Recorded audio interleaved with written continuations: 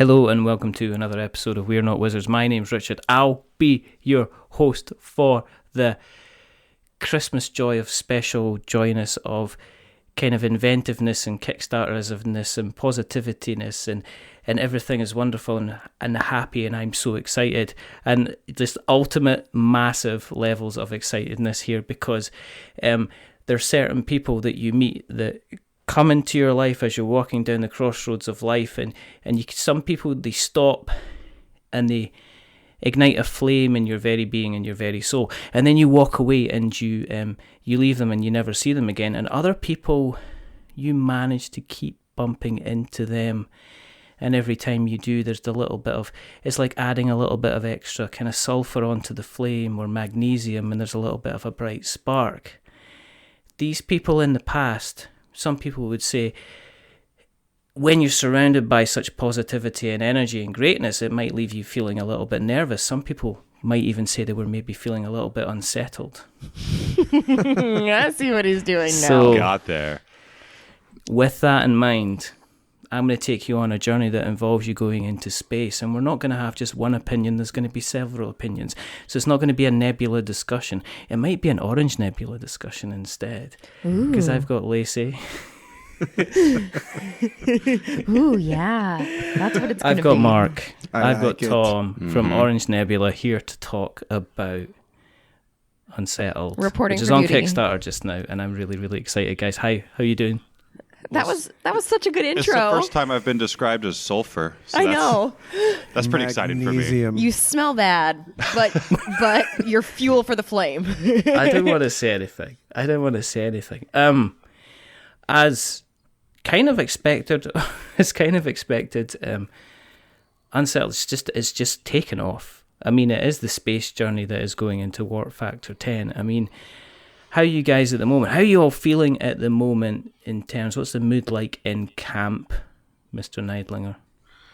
We're super excited. I'll be honest. The level of excitement in the community has us excited, right? Mm-hmm. Like, I mean, we spent a lot of time working on the game, years, in fact, but honestly, the community is where it's at. Like, we just love connecting with people and being inspired by their creativity and hopefully inspiring them with ours.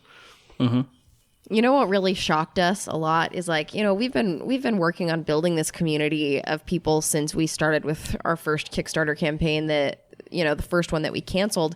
And just to see now, like the night before we launched Unsettled, all of us were receiving text messages, emails, phone calls, all sorts of little things that were like I don't want to know, like prayers for us almost, you know. Everybody was like giving us their best wishes and telling us good luck and how much they love us and how excited they were for us. And I don't know, I just didn't expect that influx. We were all feeling scared and terrified and excited. There was an incredible groundswelling of excitement, and none of it had anything to do with the game. Yeah, Which exactly. was the thing that was so convicting and encouraging and exciting to us, was that the community was hyped just to hang out with each other on another campaign and have fun and pour themselves into something together, and no one was even talking about the game. Yeah, we've got a really cool tribe. Yeah, no, I mean, it was the case of, I mean, I must admit, I'm a massive fan. So, I mean, I took to the Unsettled page and said, right, okay, guys, you know, you just jump on this. It doesn't matter kind of where we are with the game, kind of get involved, because people were coming on and saying, why should I back it? It's like, well, don't worry about your gameplay videos or component lists or color schemes or anything. Just dive in, even if it's for $1, just to kind of get involved. And it wasn't just like one person. It wasn't like you had somebody in a room going, yeah, garlic mushrooms are the best. You had everybody in the room saying, come on, here's a spoon, here's a bowl, get some of this down you. It's the best garlic mushrooms you're ever going to have in your life. Seriously. Kind of thing. It's been crazy. People are like, well, yeah, but it's Orange Nebula.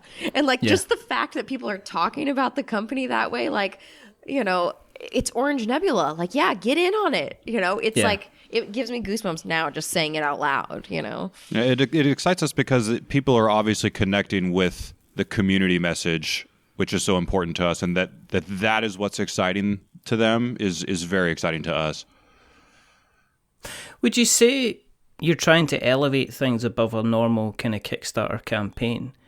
That one of the things, and I'm not going to put words in your mouth, but one of the things I've experienced is Kickstarter over the last couple of years has become very much more a commercially focused kind of venture.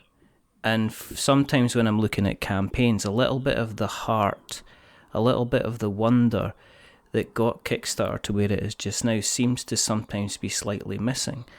Do you think that people are grasping onto what you guys are doing because they see a lot of heart and passion and soul going back into a campaign, and it takes them back to when they were maybe getting involved in Kickstarter in the first place? I think it goes beyond just Kickstarter. I think people want that from all things, and everything is heavily commercialized and isn't focused on the depth and meaning that people deep inside want, whether they realize it or not. So I think Kickstarter is just indicative of a larger cultural problem. And in our live stream last night, we had people just thanking us, like, thank you so much for your openness and your vulnerability with all of your answers. It's so nice to just be able to have this kind of connection with creators. And I mean, that's, I think, a big reason why we do use this platform is because the people who gravitate towards Kickstarter are people who want to be connected with the creators of projects. And we want to make ourselves available for that. So it seems like people are seeing that a lot in our projects every time that we put ourselves out there to answer questions honestly and vulnerably and show the passion that we have. That's all the words. We're not interested in being part of the meta, so to speak. We want to be different. We're not trying to necessarily compare ourselves to anyone or elevate beyond anyone else. We just are going a different direction. Like we just want our brand to mean something different and something special. And the people who get it or the people who connect with it are in our community. That in our community is wide open. Whoever wants to be in can be in. And so I think that's a huge part of our focus right now. Yeah, I mean, one of the things about what's happening as well is you're kind of backing it up by your actions.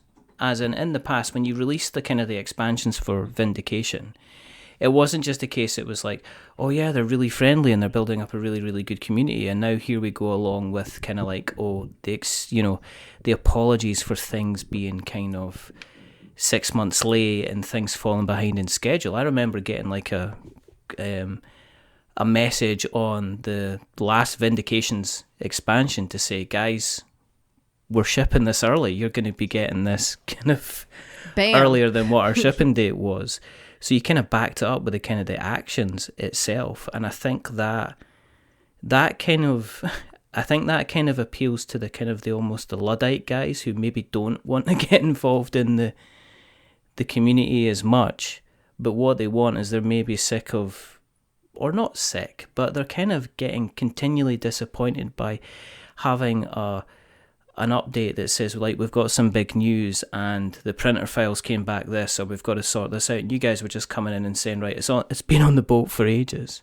You're kind of stringing people along to say, actually, this is going to be in your hands before you even know it's going to be in your hands, When things go well and you plan them and they do, everything lines up, we love to be in that position. I don't want to make it sound like we're always going to be in that position, because things go crazy sometimes too. I will tell you that it's very important for us to keep our word and to do what we say we're going to do. And if something does go wrong, we let everybody know and we're super transparent about it. That's our commitment, because we know that things are going to come up that we didn't plan for. And sometimes we can't, meet an expectation because of what somebody else is doing. If we have a partner or a vendor that has a complication and we can't control it, we have to just pass that message on. I think we do a pretty good job of that. I think we're very quick to let everybody know, hey, here's the deal, here's where we're at. We're open to ideas and feedback from you guys and gals, and be really cognizant of that. But at the same time, we do a pretty good job now of trying to get everything dialed in so that we can blow people away. I mean, it takes hard work. I mean, it's not just the case that you're just, happy-go-lucky, breezy type of people.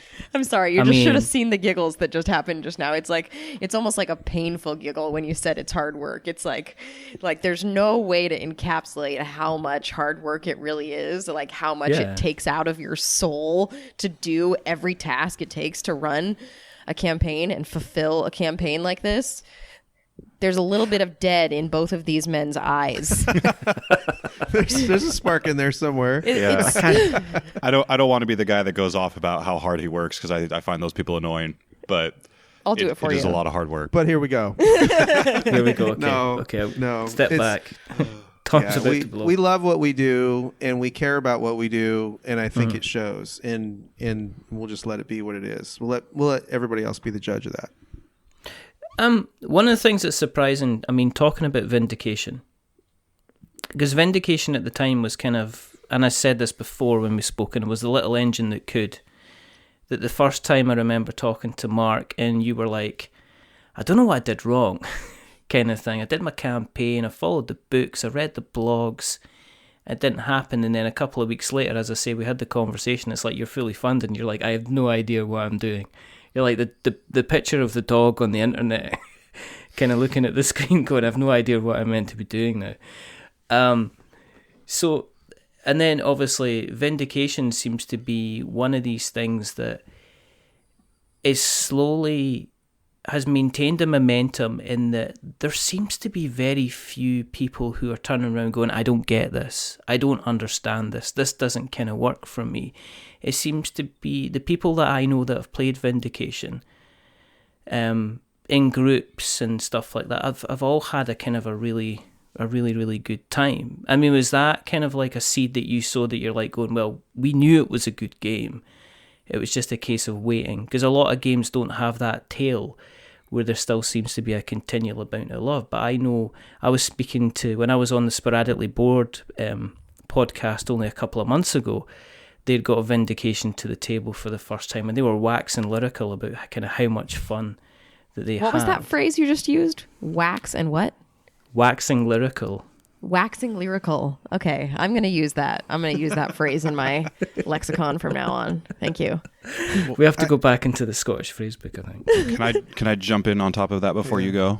Yeah. I want to just give Marc some credit here for a second, because Marc, when Marc says that he doesn't know what he's doing, that's his humility showing, but that's relative compared to other people, because Marc works his tail off, and Marc does his homework, and Marc goes above and beyond what most people do. And when something that Marc works on succeeds, it's because of the hard work that he has put in. I want to put that out there. Well, and I'll tell the truth here too, and that is, the team does that. It's like nobody can do this by themselves, and so I think that's reflective of our whole team, and not just me. Nobody works harder than Tom either, or Lacey, or anybody else in our office. Like, we care about what we're doing beyond a paycheck, and yeah, I will tell you that I think there have been a lot of people that have enjoyed the game, and I'm super happy about that. I did not know that it was going to be kind of as well received as it has been. I built the game for me. I mean, the only thing I could do is make the best game I possibly could, and made it for me and my friends and playtesters, and we really enjoyed it. That's as far as I could take it. Is we're doing the best that we can with what we know, and we do study and work hard. Overall, I would say that I've been surprised by the continued positive feedback. Like there's the huge spike of positive feedback during a campaign, or right when the game is fulfilled and out to people. But like, we continue to see photos of game nights and people just gushing about their experience with Vindication, and that is very, very fulfilling. Yeah. Has it? Have you thought about doing kind of additional kind of expansions for Vindication as well? Is it going to be something that you're going to jump back into in the future, or are you quite happy to kind of draw a line under it now, and maybe tuck into bed?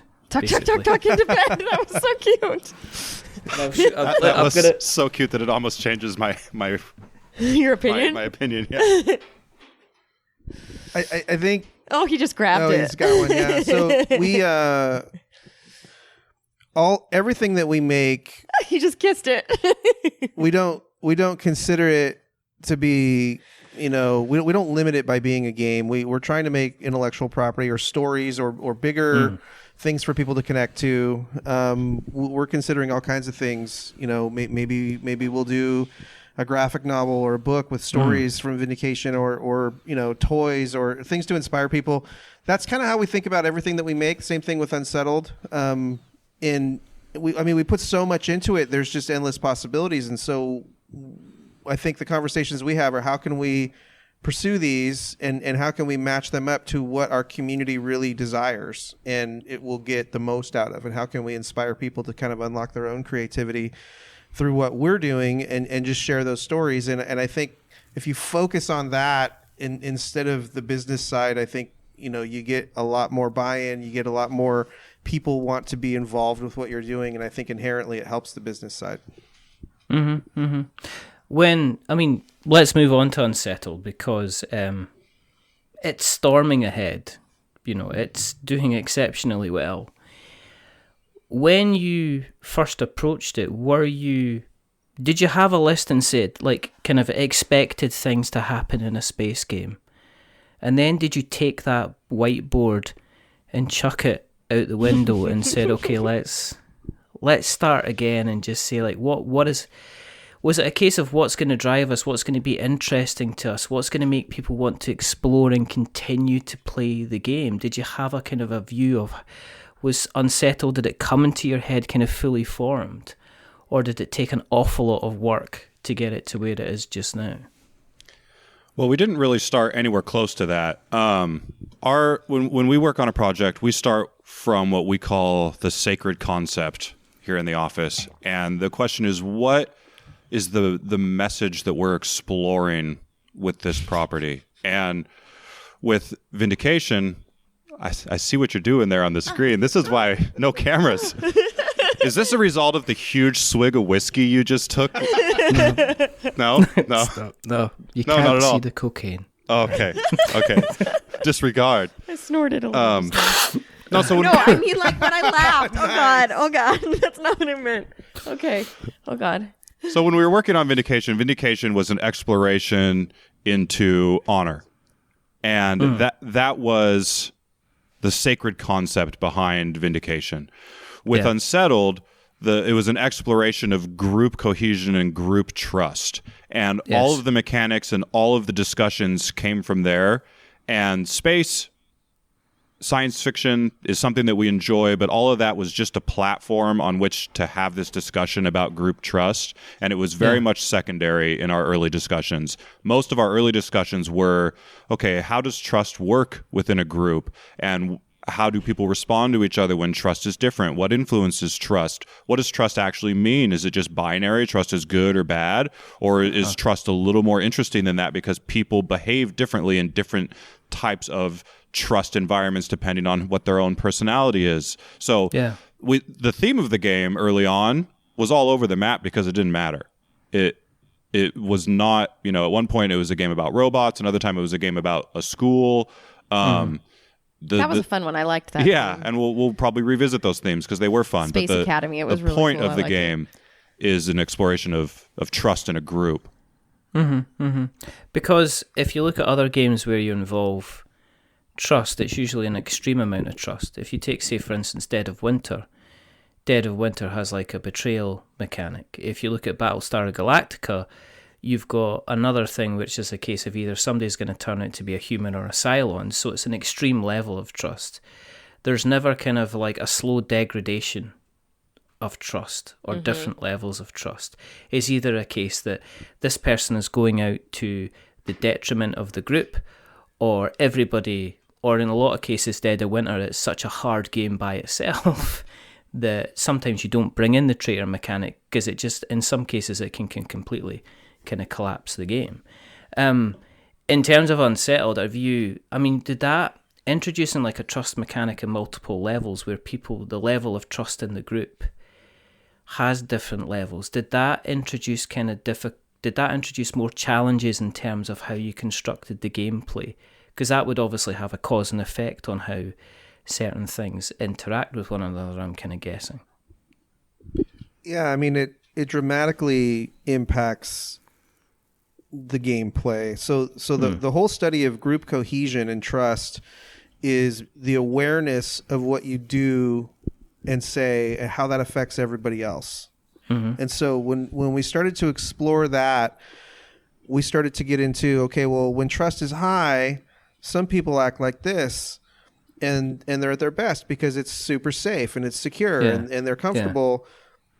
But what happens when trust is low? And so we started to explore what that looks like so that players can kind of have a toggle between high trust and low trust. Yeah. Conversely, though, some people actually rise to the occasion when trust is low. Yeah. And then when trust is high, they kind of recede. And so we started to explore personality traits and what we call peculiarities. And I think that aspect of the game is extremely interesting to us because it's a game about we instead of a game about me, right? So what we want people to do when they're playing this game is really immerse and use language and terminology and role play as if this was happening. And so we're getting some of that feedback from the play testers. They're coming back and people are using different voices when they have different traits and they're really getting into it. And I think that's kind of the goal. But you're right, it's not just like a turn for the worse and all of a sudden that person's like a traitor for the rest of the game. It's much more dynamic and it toggles. And that's interesting because I think that's more true to life. I think that that's what happens when situations change, people change, and if we can focus on leveraging each other's strengths, then we can accomplish more, and that's kind of the main through line on this game. Yeah, life is much more nuanced than either we're on the same team or we're enemies. Mm-hmm. Yeah. Sometimes in one day. Mm-hmm. Marc is both my friend and my enemy. It depends on our proximity to lunch. That's exactly what I was going to say. You know me so well. Oh my gosh. It's enemy until snacks are there. That made my heart swell just now that he said lunch, and that was the proximity measurement. I'm just hoping that we're past lunchtime and you've actually We're not. had something to eat. I'm ready. I'm ready and hungry. She's out of control. I just don't. That's just a scary thing. I'm glad that there's the distance kind of between us. You should be. My mom tells all my friends if you're gonna be Lacey's friend, you should probably keep some Skittles in your pocket so that at any time you can just Oceans can't save you, Richard. No. It's like a snack. It's not safe over there. Yeah. You kidding me? Is there food over there? I'm just hoping that the front door's locked. I've got Skittles actually. I think I'll I've got. find you. Do you know what I've also got? I think I got the shellless ones as well. That just have got Skittles? Yeah, they've not got the shells on the outside. The trick is They've to just put got them the out, chewy stuff. put them around your doors in kind of an arc like one would with salt. Oh yeah. But with Skittles. Right. To keep ants away. Yeah.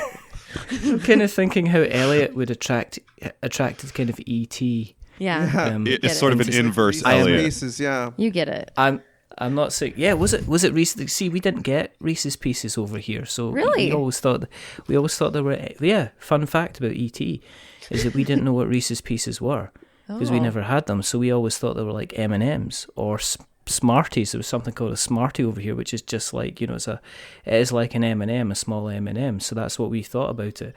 So it didn't make any sense. Reese's Pieces is just Reese's stuff is just over here just now. We're just starting to get like the peanut butter cups. E.T. is just debuting over there right now. Is that what you're saying? Yeah, we're just starting to get things like electricity and Scotland's still Scotland's still a very, very backward place. The lambs are out again. Wait till Gremlins comes out. It's going to blow your mind. That's right. I mean, yeah, I can't wait. I mean, it's always fun. The best part of a Saturday is getting a freshly made pizza and then going to the good old Blockbusters and getting ourselves a rental video. That's always right. Always a really, really good time. Be kind to rewind.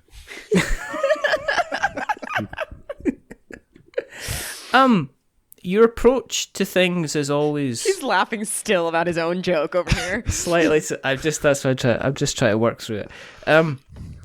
Your approach to things has always been slightly different, and that was recently apparent in the Kickstarter video. Because the Kickstarter video to me, because this is what I expect in a Kickstarter video. Okay, I'll show you. Okay, right? Okay. All right. It was a time of war. Yes. Only you can attempt to stop the scourge of the Raff. Can you do it as 4 players come along using your skill and your dice and your juice kind of thing? And then it's like, back us on Kickstarter now to get your free packet of Kellogg's cornflakes. Haven't you actually narrated some Kickstarter videos? I did, but I did good ones. Oh, biting the hand that feeds. Respect, Richard. I have, yeah, because I do, the voices. But yeah, I mean, for people who aren't aware, kind of like, there's the Orange Nebula, which is the game side of things. And then further back from that, you're running a kind of like a creative industry. So as an individual, individuals as yourself, you're kind of, ideas, I take it it must be easier for you to step out the normal tropes of what people would expect from a trailer or a Kickstarter video. I mean, how did you approach the Kickstarter video? So did you like it? Unsettled. Did you like the video? I thought it was amazing. I messaged Christian Kang just to say, and I swore him as well. Yeah, we'll never afford him again. Yeah, we've created a monster. He's so good, and he's actually kind of fun to hang out with too. I liked him here. It was a great collaboration, in he deserves the majority of the credit on that. I mean, we did collaborate, but I mean, he made that thing come alive, and I think there is a testament to our team and the type of people that we draw that kind of connect with our vision and the community that we're building, and I think that was a big part of. That was important for him to want to come in and be part of what we're doing, because I think the more talented people get, the more selective they become, and I think that's a good thing. I can say that when we were prepping for that video, the conversations we were having were, okay, so we know what everybody else does on Kickstarter videos. We don't want to break the meta, but we want to work outside of it. We want to bend it. We want to do something that's unexpected. And so everybody just like went all in on it for the day. Yeah. Yeah, I think the approach that we take to all things is, there's not necessarily more even than let's do something different, because I think there are a lot of people who set out and just say to themselves, we're going to do something different just for the sake of doing something different. And I think the better approach that we try to take is to just say, okay, what's the best approach? Mm-hmm. Maybe it is different, maybe it's not, maybe it's a slight variation from the current thing that everyone's doing, but just looking at everything objectively and just saying, what would be the best video we could make right now, regardless of what everyone else is doing, whether it's the same as them or not. Yeah. On top of that, I feel personally that differentiation is a key part of that, though, too. So like Tom says, that's right. Sometimes you don't have to deviate just for the sake of doing that, because that's having blinders on. But we are trying to differentiate ourselves. We're not trying to be better than anyone. We're trying to be different than everyone. Yeah. We don't want to be another game publisher. We want to be the only Orange Nebula creative agency in the world. And so, that's the goal. And yeah, I mean, as we go, we learn a lot and we take big swings. And I think honestly for me, doing that video was risky. We didn't really know how it was going to be received. And quite honestly, I didn't really know how it was going to turn out. But with our timeline and everything, I mean, we just went with it, and we're really glad that we did, because he crushed it. I watched it, I think, was testament to it. I think there's a lot of Kickstarter videos that you end up not watching, and because it was straight up kind of different. And it was surprisingly enough, there wasn't, again, it was kind of like almost like, well, we're going to kind of give you a little bit of a slip of kind of potentially what this game is like. However, we're going to more tell you the kind of the potential situation, because you had Tom role playing and saying, well, his endurance is down, he's dead, or he's not dead, he's kind of like unconscious, and then you actually fall, Tom slapping his face down on the table, and that was him out. And then there was a great deal. I didn't, I was actually terrified for a second when I saw you collapse to the table, because I've not seen acting like that since probably Dustin Hoffman in Kramer versus Kramer. Oh, yes. You're so he's right. had that final He was element, typecast. argument, and I would try to be modest about it, but it You did a good job. if I'm being truly honest, that took 30 or 40 takes. So Yeah. So good. I think it's gifting. I think there's definitely going to be gifting of Yes, that. There's there is. There's gifage. I would say. We're going to get our GIF on, as I Tom also likes want to to say it was really nice to be able to showcase Teresa in that video too. So, she's Yes. been such a fun addition to our team, and she just like threw herself into it, and like all the best quotables from the video are from her. And like maybe we're thinking about spin-off cartoon series about Oatmeal Dragons. yeah, maybe Oatmeal Dragon is going to define our company moving forward. Maybe it will. Who came up with Oatmeal Dragon? Christian. That was Christian. Really? Yes. Wow. I know. Because it was that one thing. In fact, I just tweeted out, I love you, Oatmeal Dragon, and that Yes.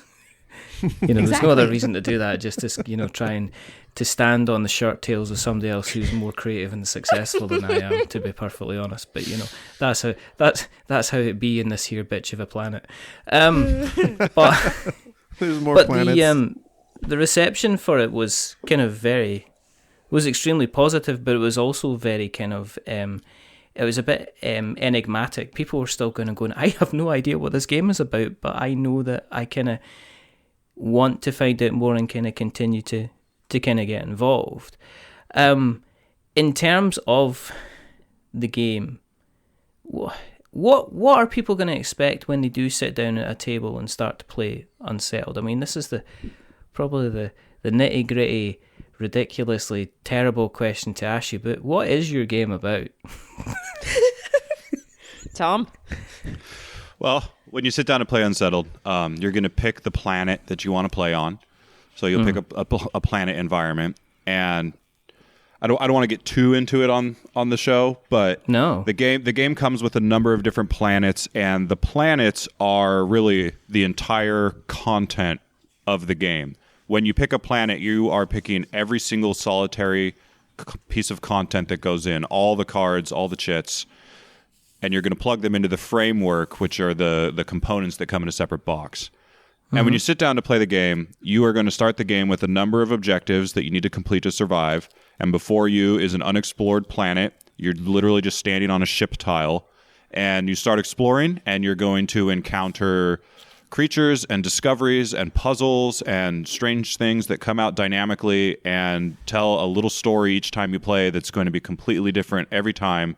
And you're going to have to be witty and creative and find ways to complete the survival tasks that are set before you. And it's meaty. It's not a light party type game. Like it's a crunchy, thinky game. That's the category that we're putting it in is crunchy thinky. Crunchy thinky. Yeah, survive, don't die. It's about the same level as Vindication in terms of learning curve. Yeah. But it has Vindication was quite easy though to get the basics in. I mean, I was really surprised about how easy Vindication was to play. Yeah. The I think feedback people feel we the get same is about this. Yeah, it's easy to play, and there's a little bit of a learning curve, right? So once Yeah. you get it, this is easier than I thought. That's Same that's idea what's here. going to happen here. But it Yeah. also is, it is meaty. I mean, you have to work together. It's difficult to survive, and Right. we've got hard modes built in. If people think that they're super efficient and really good at games, we will kill them on this planet. They will not survive. And we wanted the game to have a lot of narrative flavor and really feel like you're experiencing a story. But what we didn't want to do was have to turn to page 56 and read exactly what we say happens next to you. So what happens is you encounter opportunities, and these cards come out, and each of them have one or two sentences of narrative that are fun and adventurous and wild. And then those cards that take place, that exist in the moment. So an opportunity comes out in the moment, and each of them has a new unique action that's available temporarily on that particular part of the map. And so as you're playing the game, all these unique actions come out on the fly all over the place. And you can, well, I'm going to go over here and catch this creature. And then that creature makes me float. And then Marc's over there, and Marc's going to jump on the trampoline plant that shoots him across the planet. And so you end up telling the story about all these fun, wild, and crazy things. But it creates a narrative, but it's not spoon-fed to you on rails. It comes out organically. Does it? It doesn't require you to be like a role playing type group then, because one of the concerns with some people is I don't want to have to be acting out roles if I don't want to. I want there still to be enough of a mechanical challenge that I can just sit through and play the game without feeling I have to bring in voices and role playing and stuff like that. People can very much engage with the game in that way. Even when Marc and I are just playing to test a new idea and we aren't even reading the flavor and we're just crunching the numbers and building strategy, it's still super fun. Yeah, I don't personally really even like very many cooperative games, and I play very few party games. Those types of things are not my thing either. This game there's a lot to think about. You have to work together. It is high strategy, and there's a lot of resource management. It's got very Euro elements in it, and that is we talk a lot about those personality traits, but that's a very minor part of it, right? Those are almost like variable player powers, and they're variable player powers that and it's totally mechanized. Evolve over play. Yeah, in terms of kind of like there's planets there, and you're engaging with the community to get them to give you ideas for further planets. Have you been surprised by what people are kind of been submitting to you already? Yes. Yes and no. I mean, at this point, we can't really be surprised by the community because every time they overachieve on these things, their ideas are incredible, and there is a absolute deluge of them. I mean, we have 170 of these full-on planetary concepts at this point. Many of them are paragraphs and paragraphs of world building long. And some of the ideas are absolutely mind-blowing. Like, we would have never thought of some of the things people are thinking of. Yeah, it's very much blowing our minds right now. You get into a planet stuck in time, and so one of my favorite concepts that I heard so far. So, on some of the cards, the resources that you need haven't evolved yet, but on some of the cards, they've already gone extinct. And so you have to be at the right place at the right time to get the resource that you need because the planet's stuck in time. I'm actually really hot on that idea. I like the idea of if I take an action over here, it costs... no time. But if I move a couple spaces over, it costs 7 time because time is moving more slowly there. And there was one I read last night where space is all distorted. So you can look at the horizon and something looks like it's 4 miles away, and then you can reach out and touch it. Whoa. I know. Yeah.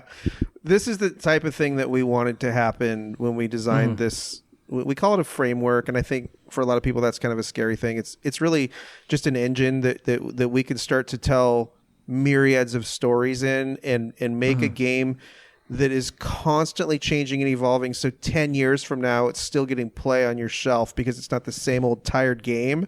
Now there's 20 planets that you can play.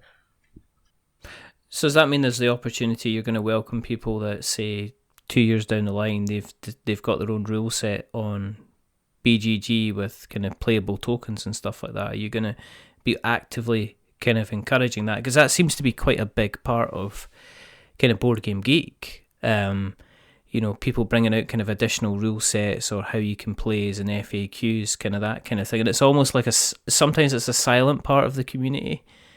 It's not something that usually is kind of championed and heralded. People can, and yet there's people that they'll take a rule set and they'll say, well, actually, if you do this slightly differently, you get an entirely different game. So you're actually just saying from the beginning, guys, if you've got ideas, just come to us, and we're potentially going to put it in the game from the very, very beginning. And if you get involved in the kind of the Kickstarter, yeah, the game lends itself well to that. Absolutely. The idea is that the rules are fairly straightforward and simple. And you don't have to change the rules to completely change the experience. You just change the way that the items behave, even though the rule for using them is the same. And with all the ideas that we have, I mean, we're only building one community planet now, but I mean, we've systematically stored all the ideas that Vince submitted, and who knows what'll happen in the upcoming months and years. Well, as I say, it's encouraging. It's encouraging. It's encouraging to see, as I say, to see that there's a possibility for somebody to say, I want to make this happen for the game. And they've got the framework to be able to go and do that. You see it obviously naturally in kind of role-playing games, your D&Ds and Pathfinders and things like that. People are given a framework and then they can go off and create their own stories. So it's kind of exciting to see that kind of opportunity, which what you would see a traditional board game that has set plays and set mechanics and potentially a set end. And this could be a case of, well, you have to play through this like 2 or 3 times instead, which could be quite cool. Yeah, there's nothing that could be more aligned with our heart as a company than creating a platform for other people to express their creativity on. Yeah, absolutely. Okay. One question that comes up, and I've seen it a couple of times from people who maybe didn't get involved in the Vindication campaign, is people are saying stretch goals. What is stretchy and invisible? Stretch goals. What's stretchy and invisible? Stretch goals. No stretch goals. But people have asked that question, and I've seen you basically come out and say, well, we're creating the best game that we can from the very, very beginning. Yeah. Yeah, it's already packed. I mean, we're rather than string people along and basically say, well, you'll get little pieces of this as we get more funding. That approach, I know that it's popular and it's kind of trained people to think that they're getting more later. It's kind of that biggie size me mentality. And maybe not for everybody. I think there's some appeal there, and I get that. Our approach is, we're just going to give everything to everybody, right? Like we just want, like we put the thing together and we're giving it our all. This is like a child to us, and we're not gonna skip any steps. And here's the whole thing. Like you don't have to come back on day 21 to see what you're missing if you didn't, like we just want it to be everything that it can be, and it's got so much expandability in the future that there's opportunity down the road for other things. But yeah, I mean, we just have a different approach. I mean, what we're putting together is an experience, and it's got components, right? It's got pieces of cardboard and plastic and stuff like that inside there. Yeah. But we don't value our games based on how much they weigh or how many cubes you get or how many cards there are. What we want is people to think, that was incredible. I cannot wait to play it again. Let's play it again, right? Yeah. That's what we're putting together, and that's the offering. Yeah, I think stretch goals, whether it's their intention or not, one of the negative effects of them is it trains people to commoditize their game experience to just being how much cardboard and plastic did I get, and that's the value of the game. And that's not the value of a game. The value of Star Wars isn't how much did it cost them to press the disc. The value of Star Wars is intangible, and it's the same with games. And I think one of the things that really appeals to people about Kickstarter is they want to be a part of an experience. They want to be part of a community thing. And getting more stuff piled at your feet isn't the most satisfying experience, in our opinion. We would rather you just get all the stuff on day one. There's no stretched out, making your pledge worth what you paid for it experience. But instead, the experience that you have as a community is making something, being creative together, engaging with each other in a fun and happy and fulfilling way, and not just standing there salivating for more stuff. Just have all the stuff. The stuff's coming anyway. Why not just get it right at the start? And then let's have a fun time together. Make something with us. Yeah. Let's do this together. Let's have an experience inside the campaign, because you're already getting everything. So, And I think that's the testament to that is the fact that as soon as we said, probably repeating ourselves, but from the beginning, is that people are jumping on the campaign before they know really anything about the game because of the experience, the positive experience that they had with the last campaign, basically. And I think that's a huge testament to the kind of the community that you guys have built so far. And I think that's why it was a case of, as I say, people just saying, "I'm not. What is it about?" And it's like, just back it. Just here, use my credit card for goodness sake. Just Yeah, exactly. here you go. Go and back it for $1 or something like that. And if you like it, you can kind of expand it. The thing that's funny about that is, I guess in one way, what we're trying to do is give people a teaser trailer, right? Like, you don't watch the movie before you go watch the movie, right? You can't share every nuance and detail about something. You have to experience it. And so now, I mean, there is a threshold. You have to know, people have to make their own assessment about how valuable the proposition is. And I get that. But to Tom's point, we don't want that measurement to be, how many blue cubes come in, or, like how much stuff you get. Yeah. In fact, I'll be honest, our goal is the opposite. We want to go as simple as we can and have the deepest possible experience that's memorable for years. Yeah. And remove as much extraneous stuff as possible so that it's fast to set up, it's fun to play, and you just absolutely, it's one of your favorites. That's our goal. And how much is price of entry? It's $89, isn't it? Yep. Basically. So you've kept it under that kind of seems to be consistent $100 threshold that you seem to be kind of kicking about a lot. It's a strange thing, and I'll just say it, right. So like, I think modern board games cost a lot of money, and they cost a lot of money to ship too. That's just the reality. That what we've built here kind of works against the goal of on the onset, works against trying to keep the price down, because we've got kind of this core framework box that is required. But we've actually tried to make this more accessible and more affordable, because the Planet boxes are going to retail for $14.95, right? Wow. So like in the future, if we make more experiences that you can play multiple times with high replayability, they're going to be $15. Like that. That's the goal. It's not $50 for the expansion. I mean, each one of these is a deep. So once you have the core box, it's almost like a PlayStation, right? Like you buy the core box, has no games, and then you buy as many games as you want, and you play it on the system. I was going to say it's like the Arkham LCG or something like that, because their expansions are about $15, So there is an investment on the front end to do what we've had to do, right? It just is necessary. We're very transparent. I mean, MSRP on what you're getting on Kickstarter is going to start at like 105, and I think it's going to end up being much higher than that. But it's definitely like people who back on Kickstarter are getting a lot more bang for their buck, and we just want to reward that. No. I think that board game design and development is like its own high strategy game in and of itself. It's like, how much experience can we pack into how small of a box? How much is it going to cost to ship that? Okay, so could we make it any flatter? And would that take away from the experience? How much is that going to cost to ship, It's like its own internal environment of a high strategy game. It's funny because, we're in a difficult position because, people are very concerned about the cost. They're very concerned about the shipping, but then they also want to see 1,000 stretch goals. And so it's like, I don't know where that balance is. And so we're just going to bring the best games that we can and not worry about either one of those things.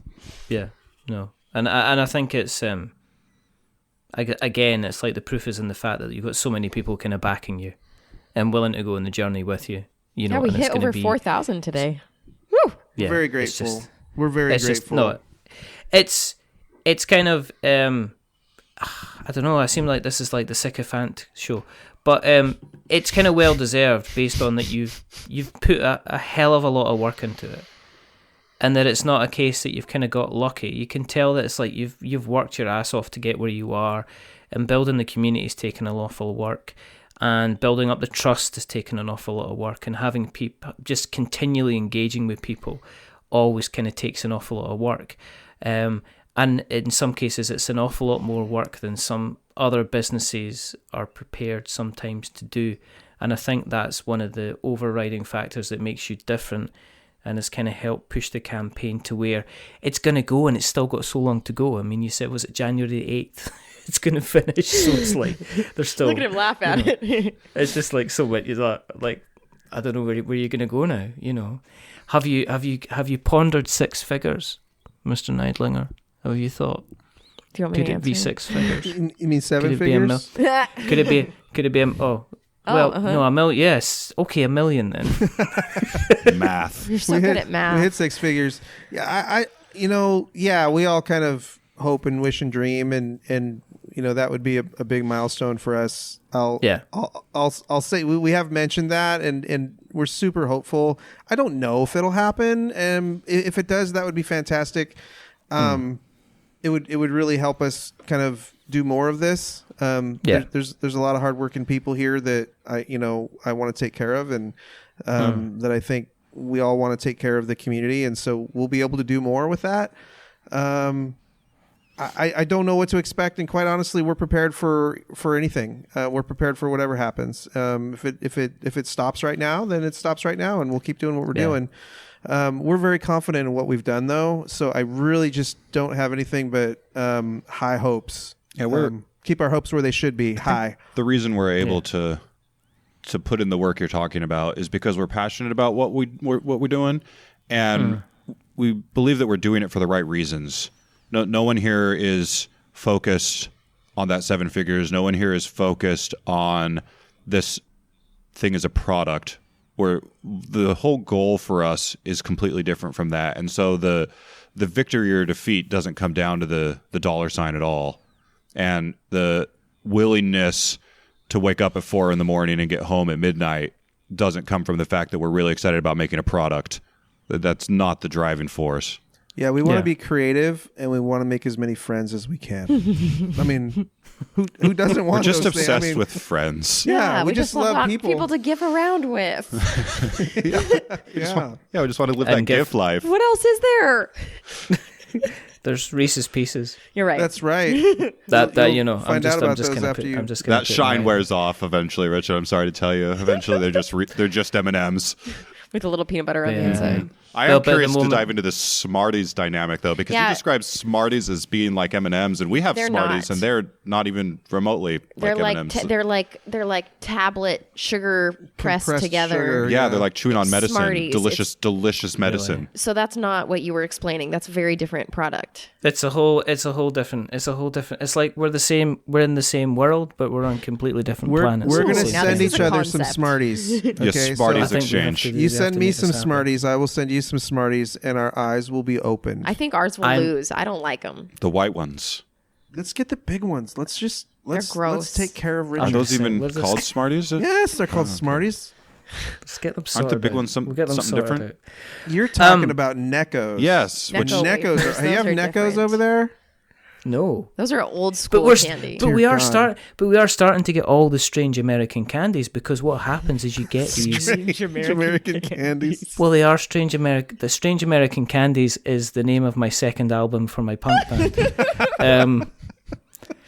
But there's what you get nowadays is you get like these YouTube kids, Oh, YouTube and they come kids. on and they go and Kids, got it. and they're all like perfect teeth, and you don't know how they've got perfect teeth, because they seem to spend like 15 minutes just stuffing the sourest of candies in their faces. It's all these super milk duds and stuff like that. We're starting to get things like milk duds over here, and the reason that we're getting that is because you've got some kid who gets like 17 million views every time he opens up a super sour candy box and starts stuffing his face with it. That the supermarket chains over here have started importing the stuff in from America because it's starting to sell. Because the YouTube get, kids like- are changing the world. Yeah, That's right. Those Milk YouTube duds kids. were kids are changing the world. Milk There duds you are go. from They've like got, the 1930s, Richard. How I never far said back we were- are you? Richard's Another like said ordering we were in things the off the present. internet, and they're coming shipped and packed in coffee. And See, like, Coming hidden in over on crates. Yeah. I'm actually on that planet that if you move like 6 feet, Yeah. you go forward like 15 years. So that's what's happening. Time here. goes very slowly. I just went over there to like turn the power on for the laptop just to stop the battery from going, and I actually went 60 years back into the past. So Yeah. here we are. Grab Here some we Necco are. wafers. Literally speaking to us from 1987. That's it. Is this when like somebody says, 60 years ago was 1974 or something like that. That's what it'll be. That's what it'll be soon. Okay. I can only wish you the best of luck with the rest of what's going to happen on Unsettled. It doesn't need my help, blessing, or anything like that. It's going to be like a juggernaut of immense proportions. The other thing I would like to touch on, and I want people to kind of check out, is the reason that the sound quality on this episode is going to sound so absolutely bing bang marvelous is that you have the equipment, hopefully not in your hand, but you record your own podcast. You record your own podcast, which is the Outpost podcast, which is takes the unusual step of being a company that is involved in designing board games, not necessarily even talking about board games, but talking about business, talking about strategies, taking time to... One of the latest episodes I listened was when you all sat around and said, this is what I like about you, this is what I like about myself. And, I loved that episode. That was the so Lacey episode. much. I loved the fact that I think that was maybe one of Teresa's first episodes on, so she was kind of like, oh my goodness, I've got to tell everybody why I like myself. What have I done? That's right. I've made a grave mistake. I brought my oatmeal dragon. That's right. But that seems to be going quite well, and I'm just wanting to make people aware of it for people who are wanting to find out kind of like, the great and terrible Oz, the people that sit behind the curtain, and also gives a kind of validates how genuine you are as people as well, because you get to hear kind of like your strategies, your thoughts, your feelings, and everything like that in this podcast. So I think the first episode that you did, we actually put it on our feed, but I still kind of listen on a regular basis. But have I covered it? Do you want to give us a little bit of an elevator pitch on the Outpost podcast? Well, the Outpost podcast is really focused much more on creativity than anything else. We consider everyone in our community to be people who have shared values of thinking bigger, right? Of being able to take their life and whatever they have going on with their life and think bigger. What more can you do? What can you do if you access your creativity? And then we like to be able to give a behind the scenes look of what it's actually like to live a creative life, because sometimes people think it's, everything's greener on the other side, and sometimes it sucks, and sometimes there's part of it that are really, really hard. So that's kind of the idea behind it. This next episode that we're going to be putting out is about world building. So I thought that was super fitting for during our campaign, as we are asking the community to work with us to build a new planet. So we're going to talk a little bit about what our process is for world building, and probably gush on how amazing the community has been in world building so far. It's just going to be an hour of us reading their ideas out loud Seriously. in dramatic voices. Ooh, I like that. Yeah. In a planet made of marshmallows, the toffee nose boy is king. So many questions. By the way, There's a lot there. By the way, you should have seen. If we really do get to read some of those in dramatic voices, I did the narration on the video for Unsettled, but I had to do about 15 takes because it was like, Lacey, you're still a little too dramatic. Okay, you're still. Can you talk like a normal person? No, we're talking about things. I don't know. But I want the opportunity to read those as dramatically as possible. We'll allow it. Okay. It We will be won't allowed. force you to be normal. We know that's not easy for you. I didn't like it. I think it turned It will out. be allowed. I understand now why it was that way. It sounds very good with everything that was going on, but I wanted a little more drama. You kind of played. You were like the straight man in the piece, which Exactly.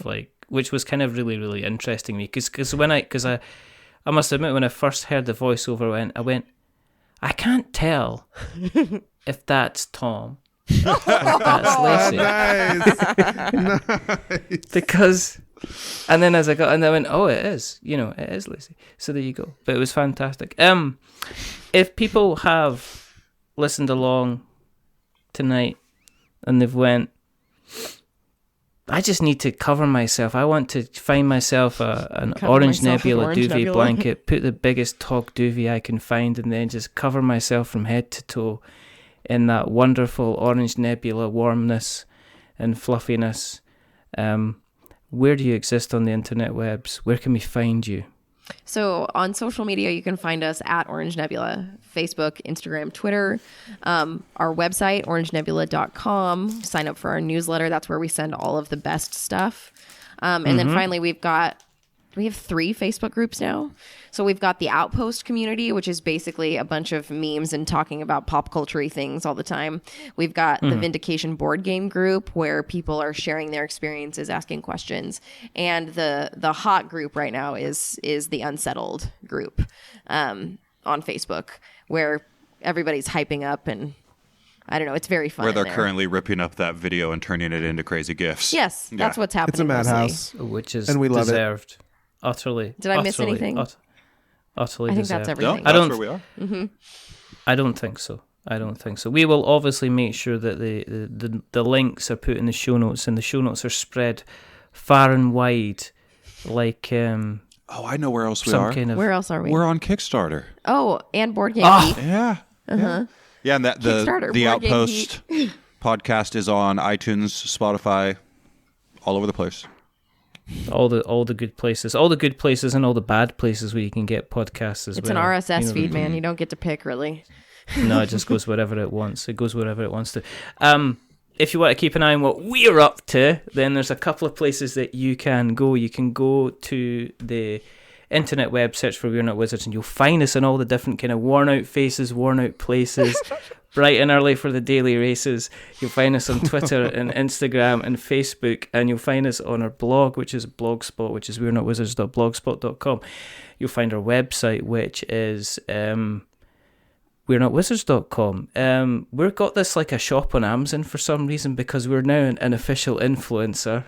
Wow. No idea. Congratulations. You've Seriously, yeah. If you go to amazon.co.uk/shop/We're Not Wizards, you'll see a list of all the games that we've talked about that are available to buy on Amazon. And if you buy them from Amazon, then we are paid shills, and we get like a little bit of a kickback from that. If you have liked what you've listened to today, there's 2 things you can do. The first thing is go and find the Outpost podcast on iTunes and go and subscribe and listen to it, and you can thank me later. You're welcome.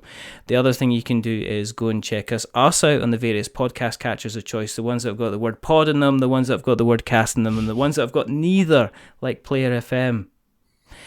Or you can go to Apple Podcasts and you can give us a subscription, a rating, or a review. As we always say, Tuck says, don't give 10 stars because it makes me big-headed, and these guys can see my head. Yeah. And on the other side, don't give us 1 star because it makes us sad. Give us something in the middle, like a 5, because it's average. And we're just a little bit average. But the people who have not been average tonight, I give you Tom with his flowing locks. I give you, look at her, amazing. I'm going to take that video, I'm going to slow it down. It's like you just stepped out of a salon. I give you Lacey with her infectious enthusiasm. That's right. And I give you Marc, he's sitting in the middle like a Marc sandwich. Crazy and he is place the to heart be. of the group. Rethinking all his life choices. It's true. So I'm thinking about whether or not he should have just stayed on another podcast. But thank you very, very much for coming on the show. We appreciate you so much. Thank you, Richard, we Richard. do appreciate you, and your show is amazing, and you are a very, very creative individual, and we're glad to have you in our life. Thank you. 100%. And this is why we made the game, really, if we're being straightforward. For So we Richard. could How do we be get here Richard again. to call us again? Yeah. Let's make a game. Whatever it takes. Whatever it takes. Whatever it takes. Reese's Pieces, Smarties, whatever. If we'd known it Whatever was it that takes. easy, we wouldn't have had to make this game. We could I just know. send some Reese's Pieces Wasted over. Send some effort. Reese's Pieces. Yeah. You'll know better next time. Yes, now we've learned. This But until the next time, it's a goodbye from Marc. Say goodbye, Marc. Goodbye, Mark. It's a goodbye from Tom. Say goodbye, Tom. Goodbye, Tom. It's a goodbye from Lacey. Say goodbye, Lacey. Goodbye, Lacey. And it's a goodbye from me. Remember, stay safe, roll 6s, make something awful. Episode 4's out. Until the next time, goodbye. Goodbye.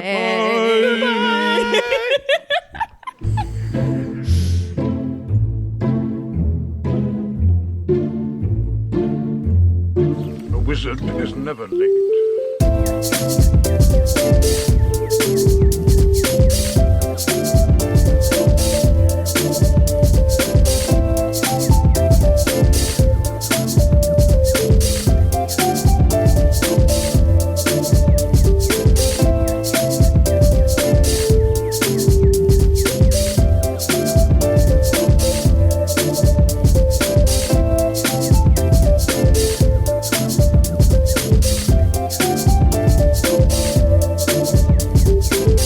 Nor is he early.